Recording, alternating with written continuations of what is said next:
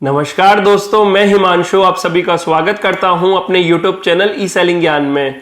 दोस्तों, अगर आप अपने प्रोडक्ट को फ्लिपकार्ट पर काफी टाइम से सेल कर रहे हो तो आप इस बात से बहुत अच्छे से अवेयर होंगे कि हम सेलर्स फ्लिपकार्ट पैनल पर आए दिन टेक्निकल इश्यूज को फेस करते रहते हैं और इससे हमें काफी ज्यादा फ्रस्ट्रेशन भी होता है।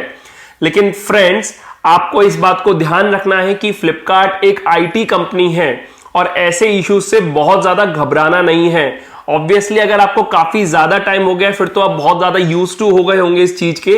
लेकिन अगर आप एक नए सेलर हैं तो मुझे पता है फ्लिपकार्ट पर जब आपका एक्चुअल में स्टॉक प्रेजेंट है लेकिन वो फ्लिपकार्ट पैनल पर आउट ऑफ स्टॉक शो करता है या फिर करंटली अनअवेलेबल शो करता है तो हम सेलर्स काफी ज्यादा परेशान हो जाते हैं कि ऐसा क्यों हो रहा है। ऑब्वियसली एज अ सेलर परेशान होना भी चाहिए कि हमारे पास स्टॉक अवेलेबल है, हमने फ्लिपकार्ट पैनल पर भी अपडेट कर रखा है, लेकिन फ्लिपकार्ट की जब हम कस्टमर पोर्टल पे देखते हैं तो वहां पर हमारा product out of stock show कर रहा है।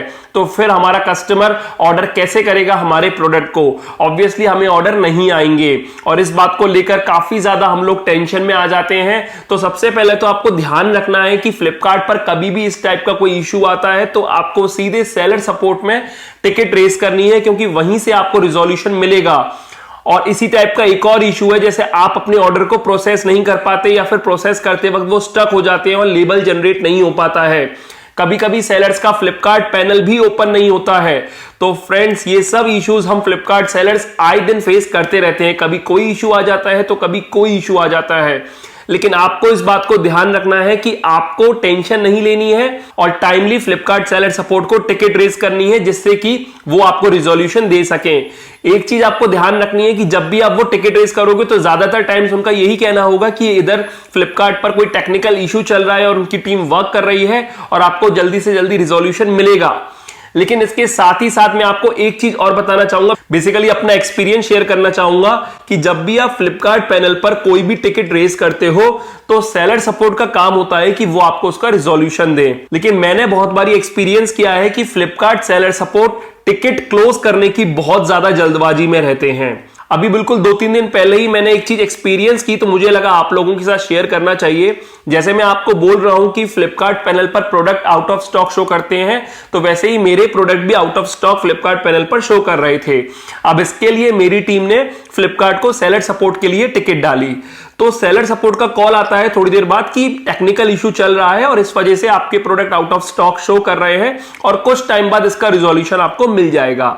लेकिन उसके फिर 3-4 घंटे बाद फिर से एक और कॉल आता है सेलर सपोर्ट का और वो बोल रहे हैं कि अभी भी टेक्निकल इशू चल रहा है और टेक्निकल इशू के लिए टीम वर्क कर रही है और बहुत ही जल्द आपके प्रोडक्ट जो फ्लिपकार्ट साइट पर आउट ऑफ स्टॉक शो कर रहे हैं वो लाइव हो जाएंगे। तो क्या हम इस टिकट को क्लोज कर दें?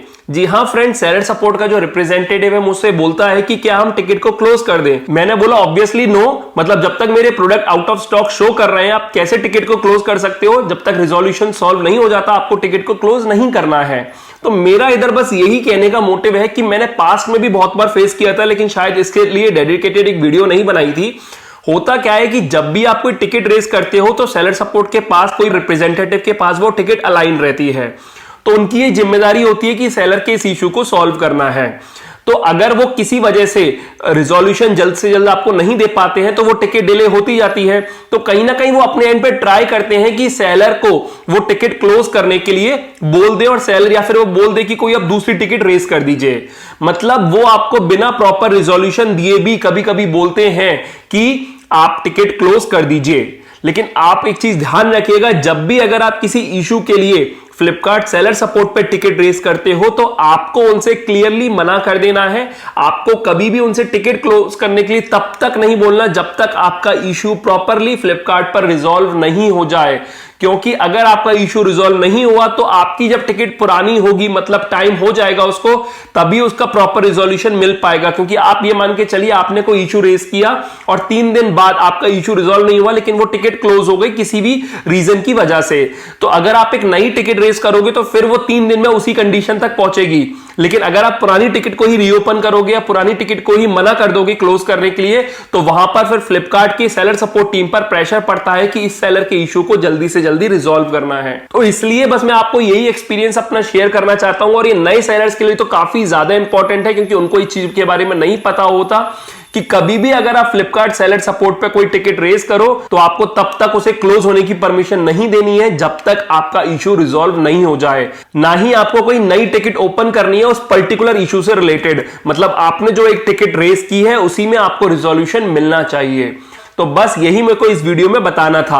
एक्चुअली हम फ्लिपकार्ट सेलर्स, मैंने आपको बताया ना कि हम बहुत ज्यादा टेक्निकल इश्यूज फेस करते हैं, तो ठीक है टेक्निकल इश्यूज फेस करते हैं, उसके हम यूज टू भी हो गए हैं, तो हमें इतनी कोई दिक्कत नहीं है, लेकिन ऑब्वियसली रिजोल्यूशन तो मिलना चाहिए। अब रिजोल्यूशन के लिए हम टिकट डाल रहे हैं और वो टिकट को बिना प्रॉपर रिजोल्यूशन के क्लोज कर रहे हैं, तो दैट इज नॉट करेक्ट। और वही मैं आपको बताना चाहता हूं कि आपको कभी भी टिकट क्लोज करने के लिए हाँ नहीं कहनी है, परमिशन नहीं देनी है सेलर सपोर्ट को, अनटिल एंड अनलेस आपकी जो टिकट है वो रिजोल्यूशन आपको मिल जाए उस टिकट का, उस इशू का।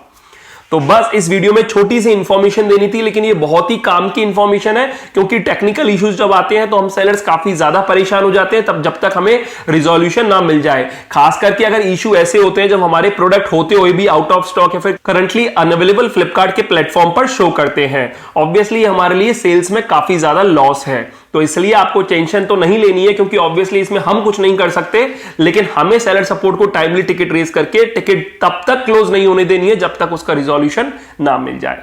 तो उम्मीद करता हूं आपको ये वीडियो अच्छी लगी होगी और हेल्पफुल रही होगी और समझ में आ गया होगा जो भी मैं इस वीडियो में आपको समझाना चाहता हूं।